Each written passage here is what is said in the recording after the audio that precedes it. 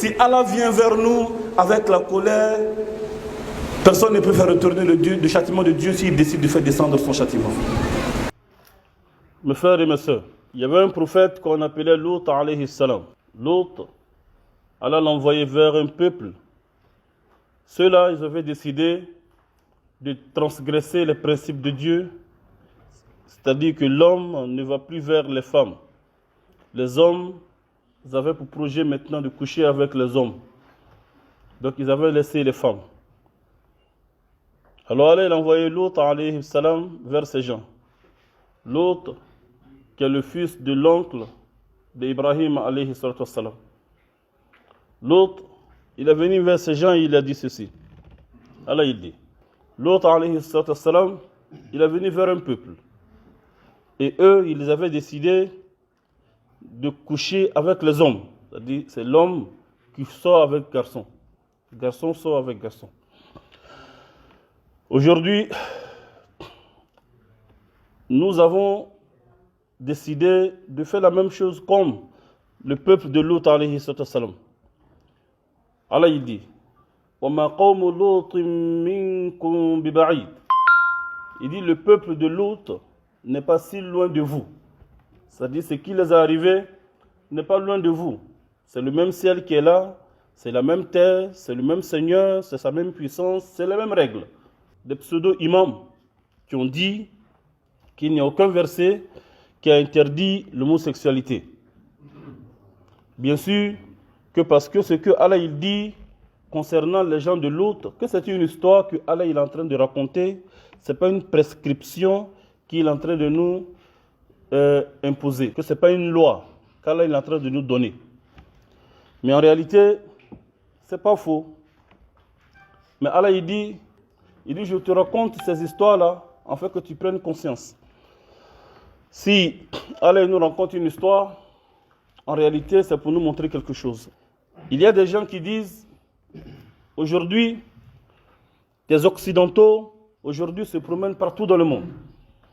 À partir de là, nous saluons le président sénégalais qui, lorsqu'il a reçu le président américain, il lui a dit, nous avons nos coutumes, nous avons nos civilisations, nous avons nos mœurs, et vous avez la vôtre. Respectez la nôtre, parce que nous respectons la vôtre. Voici le message que tous les présidents du monde, surtout d'Afrique, surtout ceux qui sont musulmans, de parmi les présidents africains, doivent dire à ces gens-là. Et vous, les musulmans, qu'est-ce que Allah nous demande de ne pas faire? Écoutez bien ce verset. Allah il dit,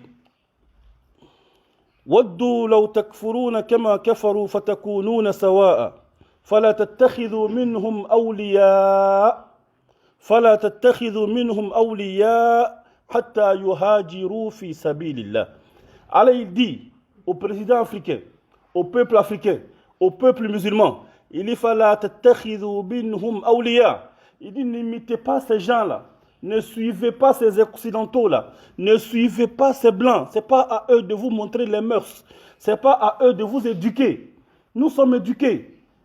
Toi qui es tenté par ce péché-là, Allah dit, tu peux être dans le péché et gêner de ton péché, honte de ton péché, souhaitant que Allah ne t'enlève de ce péché. Mais lorsqu'on vient te montrer que ce n'est pas un péché, que c'est une civilisation et que c'est un droit, tu te sens à l'aise dans le péché, jusqu'à ce que tu meurs dedans, parce que tu ne te sens plus gêné.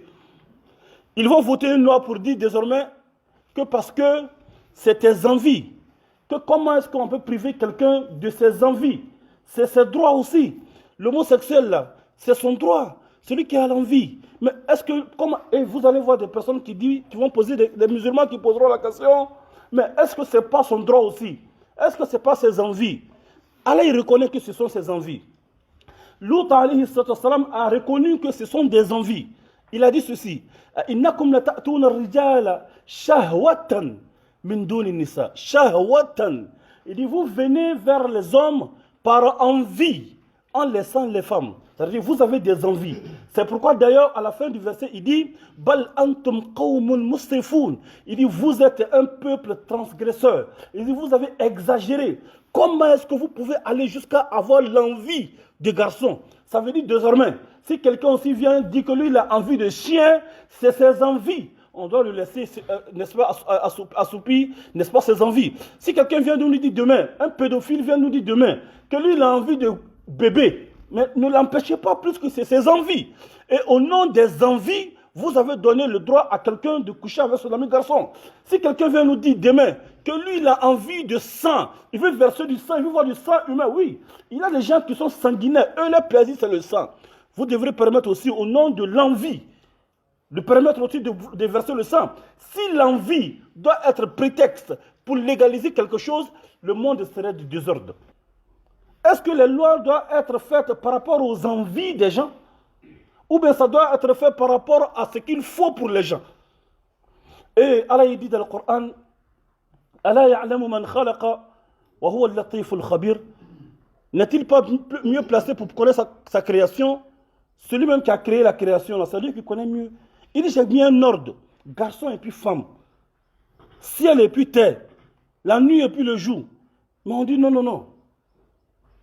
Ça ne peut pas marcher. Suivre les blancs, c'est d'aller dans la poubelle. Tout récemment, on avait eu les nouvelles que la loi était venue dans nos parlements. Et Dieu merci, ils ont chassé ça du Parlement. Alhamdulillah Rabbil Alamin. Mais j'aimerais que les musulmans soient éveillés. J'aimerais que la communauté musulmane, qu'aucune religion du monde n'a accepté ça. Mais c'est un groupuscule de personnes, de parmi les gens qui ont le pouvoir dans le monde, qui veulent imposer ça. Mais sur les présidents africains aussi. C'est-à-dire qu'ils viennent les imposer avec leurs projets. C'est-à-dire soit tu fais, soit tu sèmes les conséquences. Lorsque les pouvoirs sont faibles, c'est le peuple qui doit se lever pour soutenir le pouvoir. Peu importe le pouvoir qui va permettre ces gens de loi, l'histoire va retenir que l'homosexualité dans tel pays africain a été légalisée à cause de telle personne. Subhanallah. L'histoire va retenir que tu es la cause du grand péché. Et le messager de Dieu sallallahu alayhi wa sallam dit وَمَنْ سَنَّ سُنَّةً سَيِّئَةً فَلَهُ وِزْرُهُ وَوِزْرُ مَنْ عَمِلَ بِهِ لَا يُنْقَصُ مِنْ أَوْزَارِهِمْ شَيْئًا. Quiconque est la cause d'une mauvaise voie, quiconque est la cause d'une mauvaise voie, d'une mauvaise tradition, d'un mauvais chemin, il est l'auteur de ce péché et le péché de celui qui posera l'acte. C'est-à-dire, c'est toi qui as mis les gens dedans. C'est comme quelqu'un qui a créé coupé-décalé. Et coupé-décalé est devenu une danse de perversité. À chaque moment que quelqu'un va danser cette danse de perversité, ou bien celui qui a créé Mapuka, à chaque moment que, c'est un exemple que vous comprenez, à chaque moment que quelqu'un va danser cette danse, et que ça va mettre les gens dans le péché, 100 ans après ta mort, tu auras les conséquences et les péchés de l'acte que tu as sémé avant de partir de la tombe. Si tu as créé une mosquée, à chaque moment que les gens vont prier dedans, tu auras la récompense de ce que tu as fait, même dans ta tombe. Ça ne s'arrête pas tant que les gens n'arrêtent pas de prier dedans, et tes péchés aussi ne s'arrêtent pas tant que les homosexuels vont continuer de faire l'homosexualité à cause de la loi que tu as votée quand tu étais au pouvoir et quand tu étais encore en vie. Et Allah subhanahu wa ta'ala, n'oublie pas, les anges ont déjà écrit, ils ont prescrit. Ça ne va pas s'effacer et tu seras toi-même qui va lire les choses de la résurrection car Allah te dira Iqra kitabaka kafa bi nafsika al-yawma alayka hasiba. Lis ce que tu as fait et tu te suffis toi-même comme juge. On peut le constater. Voilà. C'est un truc de plus de 4, près de 4 à 5 km. À un seul côté. Allez, deuxième côté. Si les pauvres pleurent parce qu'on casse leur maison sans préavis, alors qu'ils ont leurs papiers, ils ont leurs documents, et que leurs larmes tombent sur la terre, et que leur sang est versé sur la terre, le châtiment d'Allah n'est pas trop loin de notre terre. Inna Allah la yuhibbu adh-dhalimun wadh-dhalimuna a'adda lahum 'adhaban alima. Allah dit dans une terre où il y a l'injustice, le châtiment de Dieu n'est pas trop loin. Regardez tout près ici à Koumansi, les gens sont en train de pleurer. Regardez tout près ici à Yopougon, les gens sont en train de pleurer. c'est pas grave. Mais est-ce qu'ils ont été dédommagés? Est-ce que c'est pas avec une voile légale qu'ils ont acheté ces terres? Mes frères et mes sœurs, nous avons l'opportunité en tant que musulmans, nous avons l'occasion en tant que musulmans de parler et de dire, parce qu'aujourd'hui on peut être écouté, parce que c'est nous, alhamdulillah rabbil alamin, qui sommes les autorités, alhamdulillah rabbil alamin. Et Allah ne fait descendre son châtiment que quand on s'en fout des gens qui nous est confiés. Allah dira le jour de la résurrection, j'étais malade, tu ne m'as pas visité, j'avais faim, tu ne m'as pas donné à manger, j'avais besoin de toi, tu ne m'as pas aidé. Et les gens diront à Dieu le jour de la résurrection, comment est-ce que tu peux avoir besoin de moi, Dieu, alors que c'est toi le roi, le Seigneur, le créateur de toutes choses. Il va dire, il y avait des pauvres chez toi, tu ne les as pas donné ce que tu pouvais donner. Il y avait des gens affamés auprès de toi, tu pouvais les donner de quoi? De toi. Tu pouvais leur donner un toit sur lesquels ils allaient dormir, mais tu étais déjà à l'aise, donc ce n'était pas ton problème.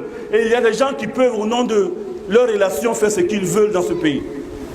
Au nom de leur relation, ils peuvent faire ce qu'ils veulent dans ce pays. Nous interpellons une fois de plus celui qui est au-dessus de ces personnes-là. Interpelle ces gens-là et parle-les ce qu'ils sont en train de faire, c'est de l'injustice. Seul toi, c'est de toi seul qu'ils ont peur. Ils n'ont même pas peur de Dieu.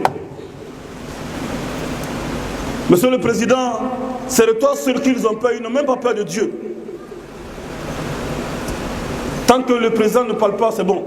Il dit, à quel moment vous faites des hommes, des esclaves, alors que leur mère les a mis au monde alors qu'ils étaient libres? C'est vous qui décidez qui est petit, qui est grand? C'est vous qui avez décidé qui est rien, qui est important? C'est vous qui avez le choix de casser la maison de quelqu'un et laisser la maison de quelqu'un d'autre? Mes frères et mes soeurs, il est important pour chacun d'entre nous de savoir quelque chose. Lorsque ces autorités, Inch'Allah, seront encadrées par l'enseignement coranique du prophète sallallahu alayhi wa sallam, lorsqu'ils vont suivre ces enseignements qu'on dit, c'est nous on serait sauvés. On voit des personnes aujourd'hui qui sont contre le fait qu'on dénonce ce qui se passe parce que ce n'est pas leur tout d'abord. Mais aujourd'hui on a constaté d'autres qui étaient contre qu'on dénonce aujourd'hui, hier, mais ils sont pour le fait qu'on dénonce aujourd'hui parce qu'aujourd'hui on a cassé leur maison. Tu vois? Tu vois? C'est-à-dire hier ils étaient contre que le fait, aujourd'hui, moi j'ai appris seulement que la semaine passée, que Agib Touré, il est payé par les FPI. C'est Sorogum qui lui donne l'argent. Sa femme même est bêtée. Agib Touré même travaille avec. Tout simplement pour que le message ne passe pas. Tout simplement parce qu'on n'a pas envie d'écouter. C'est exactement le comportement des gens d'avant qui se répètent aujourd'hui pour dire que les hommes sont de la même nature. Lorsque le messager de Dieu sallallahu alayhi wa sallam disait le message, on dit c'était un sorcier. Quand il disait la vérité, on dit c'était un fou. Pour ne pas que les gens écoutent, qui va écouter un fou? Lorsqu'il faisait le miracle, on dit c'était un sorcier. Qui va regarder le miracle d'un sorcier? Lorsqu'il disait la parole de la subhanahu wa ta'ala, on dit c'était un poète, un chanteur. Est-ce qu'ils ont dit à Rasul sallallahu alayhi wa sallam? On dit c'était un chanteur, afin qu'on ne l'écoute pas. Vous voyez que c'est la même chose qui se répète avec nous. Mais mes frères, réveillons-nous. L'homosexualité est en train de venir à grand pas dans notre pays et l'injustice est en train de prendre de la force dans notre pays. Et lorsque le péché, tel que l'homosexualité, rentre, Allah va détruire un pays, partout ça rentre. Comme il a détruit le peuple de l'autre. Certains diront, mais ça y est chez les Blancs. Ça a toujours été aussi chez nous ici, mes frères. Mais ça n'a jamais été légalisé. Ne légalisons pas. Ça y est chez les Blancs. Tu sais ce qu'Allah veut faire aux Blancs? Tu sais le projet de Dieu avec les Blancs? Tu sais ce qu'Allah veut faire aux pécheurs? Tu sais le projet de la subhanahu wa ta'ala avec ceux qui font l'homosexualité? Mes frères, écoute, la vérité en réalité, c'est pas que Dieu va prendre la terre maintenant pour renverser. Mais c'est sûr que maintenant, bientôt, très bientôt, Allah va te prendre toi pour te renverser en bas de la terre de ta tombe. Ça suffit. Le fait que tu sais que très bientôt tu seras jugé, alors il faut faire attention à ce que tu fais pour ne pas être mal jugé. Allah il est injuste, il n'est pas injuste et il donne la rétribution à toute personne par rapport aux actes que chacun d'entre nous ferons. Mes frères, réveillons-nous, réveillons-nous. Et ce message est adressé non seulement à nos autorités, mais aussi au peuple. Prions, prions, prions. Vous savez, les politiques sont les mêmes. C'est le peuple qui doit s'unir. Peu importe ceux qui sont partis, peu importe ceux qui vont venir, mais plus nous on serait conscients, eux ils seront justes.